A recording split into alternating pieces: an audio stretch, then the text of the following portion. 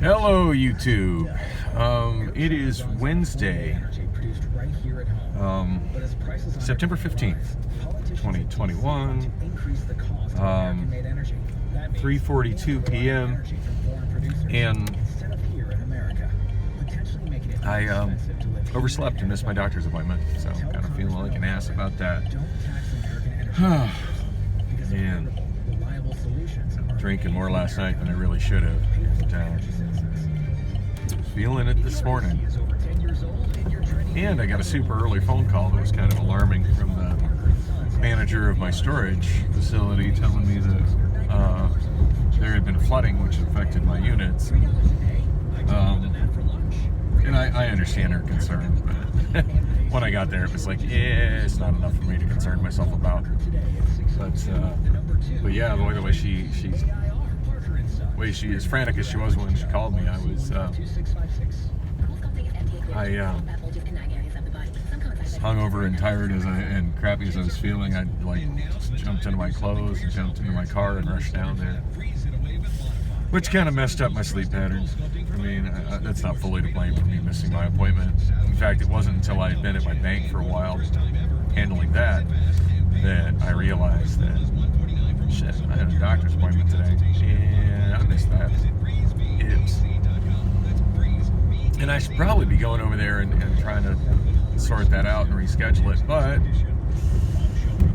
yeah, such a late start on the day that I need to get my ass up to the Union Jack, get my stuff packed up, and imagine there's probably wondering why my stuff is still sitting on the stage. It's awfully late in the day, and I said I'd probably be up there around noon. Whoops.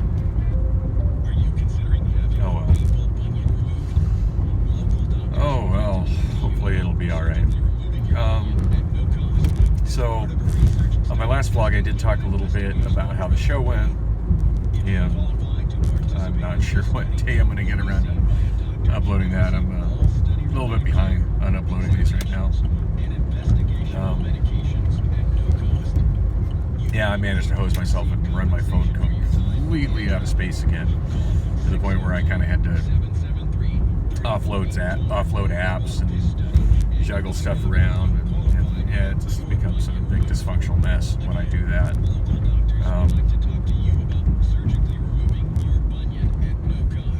Anyway, gosh, it's going at 4 o'clock. I think I'm on the surface street rather than going to the 101. Oh, God, I just feel so tired and worn down today.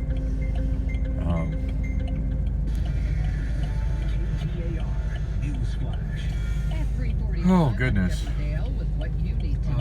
Right now, police have finished their search of Mesa High School after a 911 call of a suspicious device on campus this morning. Mesa PD says no device was found after evacuating Suspicious device. Searching the campus for hours.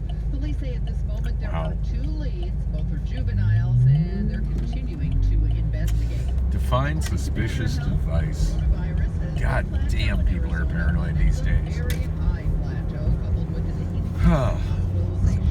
Craziness. Anyway, so yeah, my last vlog I kind of explained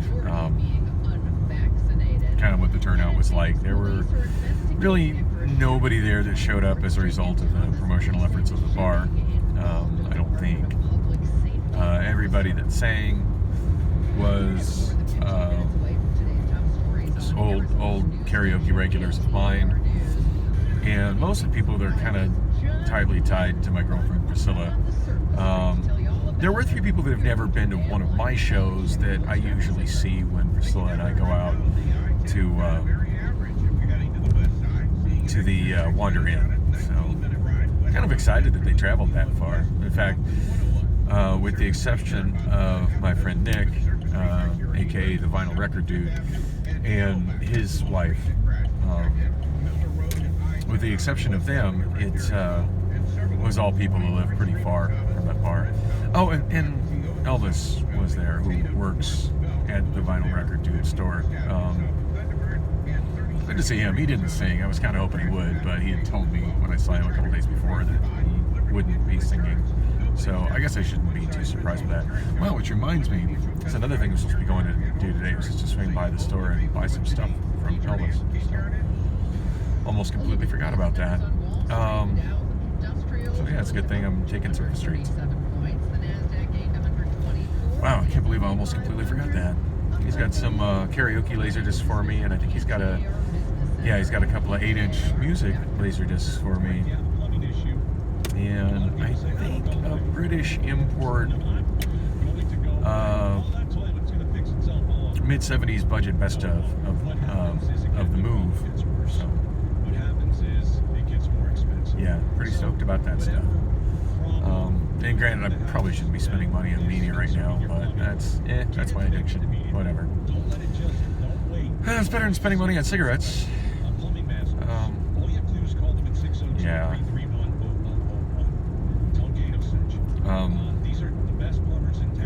So I guess that's where I'm headed right now. And then I'll have to get my gear.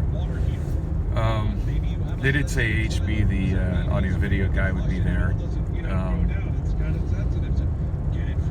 I had a couple conversations with Adam, the manager, last night. He is definitely very frustrated with things that they paid good money to HB for that aren't really working right. In fact, I ended up having to have him switch the TVs because the interface that he put together on the tablet, which I explained 2 videos ago what the tablet is. Wow, this is a lot of backup right here.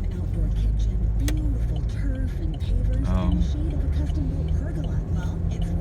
do not think I'm going to make this arrow.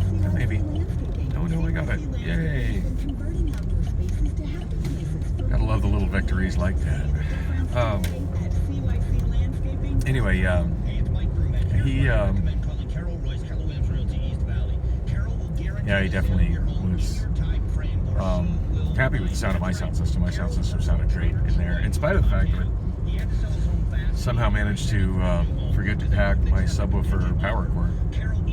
I'm not quite sure how I accomplished that, and maybe I did pack it, I just couldn't find it in the dark. But definitely I need to organize this stuff better, and when I get there I'm going to talk to Adam and see if maybe there's some place within the bar I can store it, although I get the feeling there probably isn't. And my reason for that is when I got there were some bar stools that were stacked inside the bar as opposed to someplace in storage where they were out of view, which worked out nice for me. I was able to kind of line them up and block my cords with them, but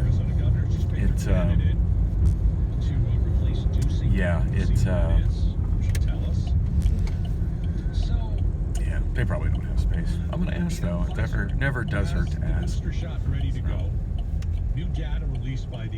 It would certainly make my world a lot easier if I can store some of that stuff there. They're saying the vaccine booster shots would restore protection against COVID up to 95% in real-world settings. I can store it at Nick's warehouse.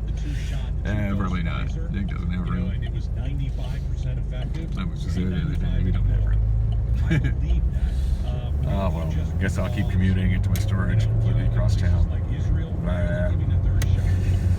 Of course, once that Mesa location opens up, and I was discussing that. In fact, I was discussing that with Adam, and then a couple of my singers that kind of got at the same time, talking about how they were definitely down for more karaoke, and then he told them about that, so kind of confirmed it in front of customers. So that felt really good.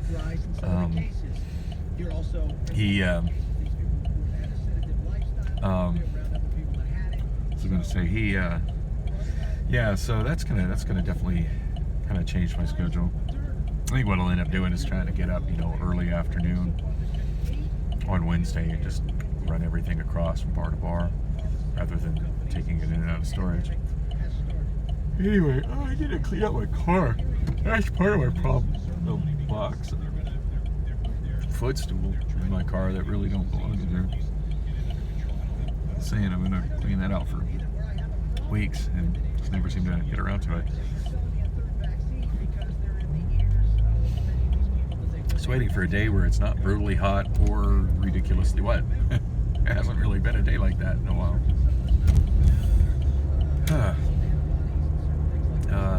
I like driving this little loop through downtown, or through Scottsdale, Central Scottsdale, under the Fashion Square.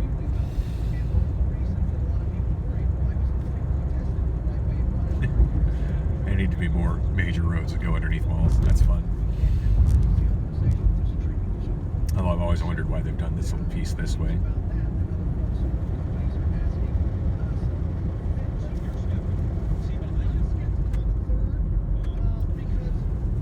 Oh, goodness. It's so groggy today. No, wake the hell up.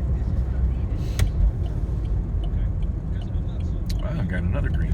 Yay. It's like 2 in a row I don't normally get.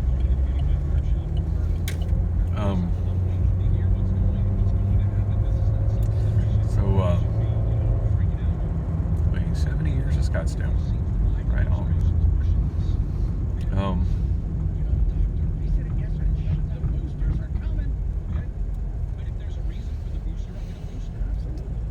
There's a lot of traffic on Scottsdale Road right now. I guess it's 4 p.m. It's kind of to be expected.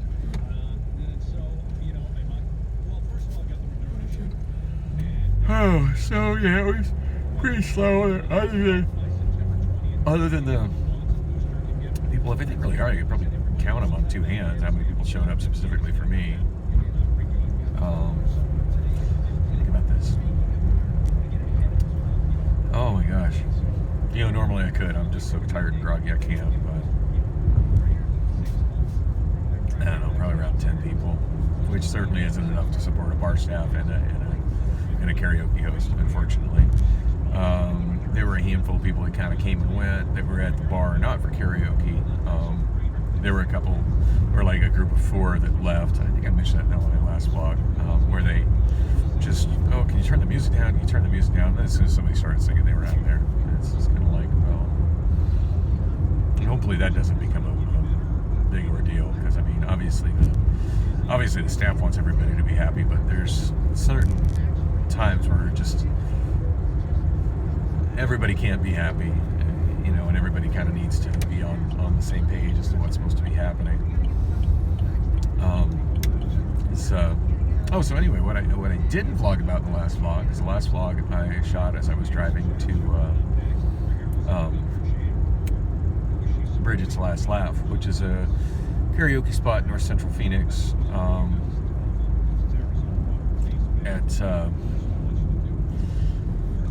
It's on Cave Creek Road, just north of Bell. Been there doing karaoke for a long time. Like, I couldn't tell you how many years off the top of my head, but I want to say it's around 20. For the longest time, that show was done by a guy named Terry, who was quite the character. It kind of reminded me of Dr. Domino. It's just an incredibly entertaining character in the way he hosted karaoke and his personality. I swear the guy hosted like 7 nights a week. He would always be wearing a top hat and just kind of dressed up like he really dressed up, but it was kind of unusual the way he dressed up. Kind of like Dr. Domino.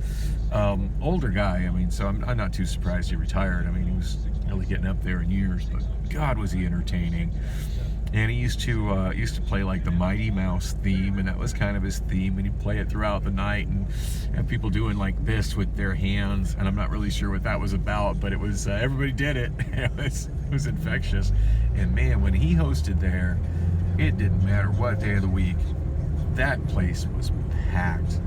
And you wouldn't get very many songs in, but God, you'd have a good time, and it was just an entertaining show, and he was very engaging and got the crowd pumped up, and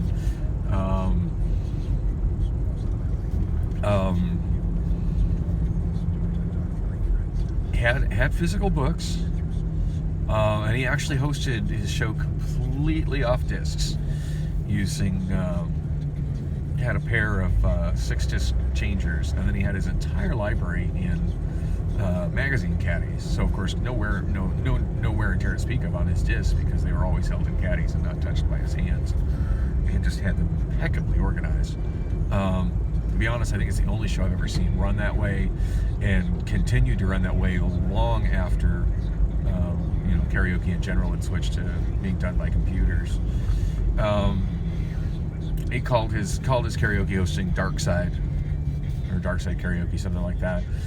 There is still the name Dark Side is still being used. There is still a neon light that he had custom made with his logo on it.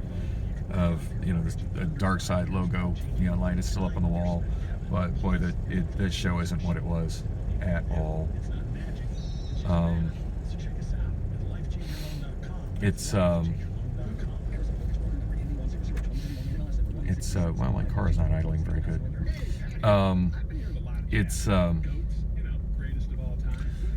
Last couple times I went there, it seems like it was 2 different women running it each time I went, both kind of big women, which, you know, whatever, that is what it is, but neither of which really engaging the crowd at all. Both of them kind of fitting the best way I can describe it is just someone going through the absolute minimum motions to keep a karaoke show running. And to that end, I mean, they kept the karaoke show running. I mean, they, you know, kept the singer rotation sort of in order and announced who was coming on, but just no energy at all, no show to speak of, just people singing. And because of that, there's not much real engagement in the crowd. I mean, you know, people were listening to their friends sing when other people were singing. Nobody was really paying attention to it. And like I had one point, I was singing Heartless, and there were like 3 people sitting by the bar that were loudly singing a different song, which, like, wow, like, just wow. Just haven't felt that dissed while singing in a long time. That was just a wow to me. But anyway, Appa showed up, which was completely random. I mean, I was there maybe 15 minutes, not very long, and suddenly Appa walks through the door. Last person I expected to see showing up there, and he seemed pretty surprised to see me. And he was asking me, it's like, whoa, what are you doing to here? And I was like, well, so I couldn't believe how early my show ended. I think they stopped me at around 10. Actually, I believe Adam told me to stop at 10:30, and I went to about 10:40, just because I wanted to make sure everybody had songs they'd got to sing. The songs that I'd taken in. I pretty much tell people they're going to be able to sing. I try to always stick by that. I mean, occasionally I lose track of time, but generally speaking, I'm pretty cognizant of when the show's ending. But I was told the show was ending at midnight, so I mean, I don't blame Adam for wanting to stop it. I mean, he had a cook on staff, a waitress on staff, and a bartender on staff, and he was there himself. And I don't feel much, you know, even the people that I had there, I don't feel they were still spending much money. I think they'd already spent what they were going to spend. And at that point, I would say even half of my people had already cashed out and left. So, yeah. So no real shock they ended it. In fact, probably the biggest shock is I got paid in full. But I appreciate that. They seem really committed to doing right by me and promoting the show and building it. And I mean, brand new bar is not even been open a week. It's not a big surprise that that there wasn't much of a turnout, especially on a Tuesday night in North Scottsdale. Over at the bar that I went to afterwards, Bridget's Laugh Last, there wasn't much of a crowd there either. But God, it seems like Tuesdays, even on Tuesdays, Terry used to have a good crowd there. But yeah, that not really the same crowd that used to be there, and I'm sure a lot of Terry's followers have gone elsewhere. I was really hoping I'd see a guy that I saw the last time I went there that friends remembered. He remembered Terry, is also friends with Brad, who is also a karaoke host. I haven't been to one of Brad's shows in a long time, and to be honest, I'm not even sure where Brad is hosting these days. But yeah, Brad does a really good karaoke show. He's gay. He generally tries to book himself in gay bars, but not always. But the guy just does, that aside, I mean, it's irrelevant. He does, other than he tries to cater to those kind of bars, but does a fabulous karaoke show. I remember when I met him, he was doing his show entirely off discs as well. He switched to a computer a long time ago. In fact, he was one of the first I saw to do an online book, although the last time I saw his online book, it consisted of 2 very large PDF files that were kind of difficult to navigate, but it was there, and you could download it and look at it on your phone, so it was something. Anyway, he So yeah, this guy that I met the last time I was hit, it's maybe about 3 weeks ago, the last time I went up to Bridget's last lap. Friends with Brad, and remembered Terry, and seemed very enthused about coming to my show, which was supposed to be happening like in less than a week on the 31st. So I don't know if he showed up on the 31st and was just wanting to find out that the bar wasn't open yet. But I didn't take down his information. I did give him mine, showed him how to get to my online book and how to click the button that says Gig Guide that shows where my shows are, and I've been keeping it updated there. So hopefully he notices that the Union Jack shows are happening now. But yeah, I didn't see him there, and didn't see him at either bar. Oh, that's pretty much it. Not really much else to say. I mean, in spite of the fact I didn't have the subwoofer, the sound was good. I mean, just those Samson speakers on their own sound decent, and I managed to get them placed in position in such a way that they filled the bar with sound quite nicely. Appa, I mentioned that Appa had showed up at the other bar. He did tell me that he wished it was louder. So, and I kind of found myself wishing it was louder as well. At one point, when it was nothing but my crowd there, I did inch it up a little bit, but I tried not to bring it up much because I didn't want to rattle the bartender after she'd already kind of asked me to turn it down. So,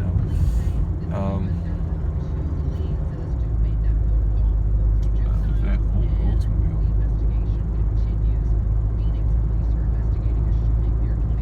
Just have a Buick like that. God, that was a wretched car. Anyway, not much else to say at this point. I feel like I'm just kind of wasting space on the phone, so I should probably stop, even though I'm not to the record store yet. I really need to shoot videos sometime when I'm going there, just so people can see, that watch my videos, can see how to get there, because they are definitely off the beaten path.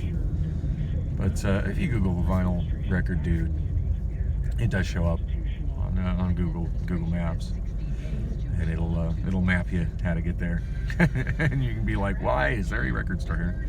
But it makes sense when you consider that they're primarily a needed warehouse space. They're primarily an online business, mail order business, as opposed to a physical store.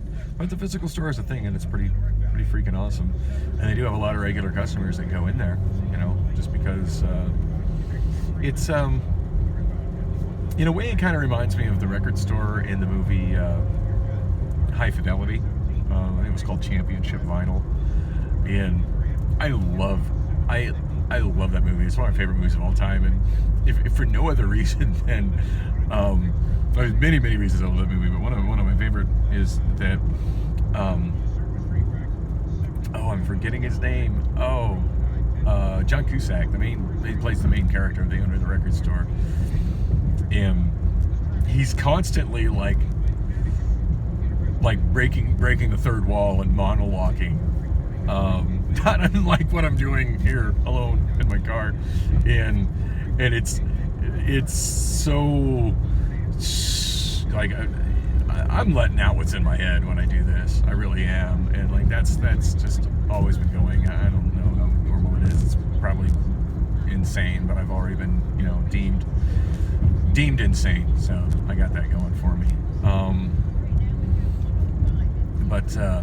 But yeah, the way he does it is so like the voice that's in my head at all times, and he's just like constantly explaining things to the non-existent audience, which of course is the people watching the movie. And when he's describing his record store at the beginning of the movie and its location, he describes it as a location to attract a bare minimum. It's in a bad part of town, and a location to attract the bare minimum of window shoppers. And that explains like the people that come in. Kind of describes his customers. It's sort of a derogatory way, but it's really on point. Of just like, old middle-aged men trying to recapture the youth buying records. And it's like I feel personally attacked, but relatable. Anyway, that's not the only age group that comes into in the next record store, but it is funny. Like nobody just happens upon that store by accident. It's not like the record store in the mall or in a popular shopping center where it's just like, oh hey, let's walk through the record store, which I don't even think those really exist anymore. But yeah, everyone that goes to the store, they looked for it, and most of it's repeat business. Once somebody goes in there, they you know, if they're into collecting records, they come back. No, and I'm practically there, so I may as well leave this video running. So this is how you get there. They're coming from Central Scottsdale up Scottsdale Road, hanging right on Thunderbird.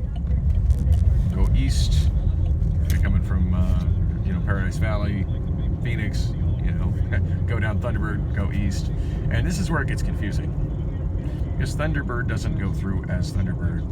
Thunderbird goes into the Scottsdale Airport. And I'm not exactly sure where it changes from Thunderbird to Redfield. Maybe this little sign here will shed some light on that. See, so I'm crossing. Oh, right there. It says Redfield. That's weird, but it kind of makes it look like Redfield Street, that little side street to the right, but I'm definitely on Redfield here. So yeah, I guess at the point where it curves there, it becomes Redfield. Which is like Phoenix, as I've explained before, Phoenix City Streets. Oh, this is neat. Yeah, this is where we cross the aircraft taxiway. So that is actually an airport taxiway. Airplanes drive on that, right? Pretty much only. Turn right here. I always forget what street this is. 76th Street. Here's the equivalent of Miller. This is actually the half-mile street, which doesn't really go anywhere like half-mile streets usually do. But again, it's airport on each side. We're like literally inside in a little hole of development inside the airport right now. The Scottsdale Airport. And left here on Gray. For some reason I thought it was Gary. It's Gray. Redfield is a. So I've explained before. Every Phoenix City street has a grid number that corresponds with it. And Redfield is always the quarter-mile street north of Thunderbird. So it makes sense that it changes, you know, names there, but it is kind of confusing for people that don't understand that. And there's a little teeny tiny store of vinyl records. It's actually amazing his landlord lets put that out there on the side of the street. So yeah, into this plaza here. And there's the little sign right there. Vinyl record dude. Park here on the left and head on in. It's yeah, it's probably the most hidden record store I've ever seen in my life. But actually, yeah, no, I was thinking of one that I went to in Montreal, but that was actually in a pedestrian area, so it wasn't hidden per se. It was just small. It's like it's in a place where people would see it. Just you kind of had to look for it. But anyway, yeah, I'm here. I'm gonna have to kind of be in and out here because I really need to get my ass to the bar and get my stuff packed up and not look like I'm a complete slacker. Because I'm sure there's going to be people coming along trying to convince the owners that, hey, why you messing with that Dan guy? He's a loose cannon. You should go with my karaoke company because we have a huge following and an online presence and blah blah blah. But I'm sure this is going to build. I really am. Anyway, thanks for riding with me, and there will be more.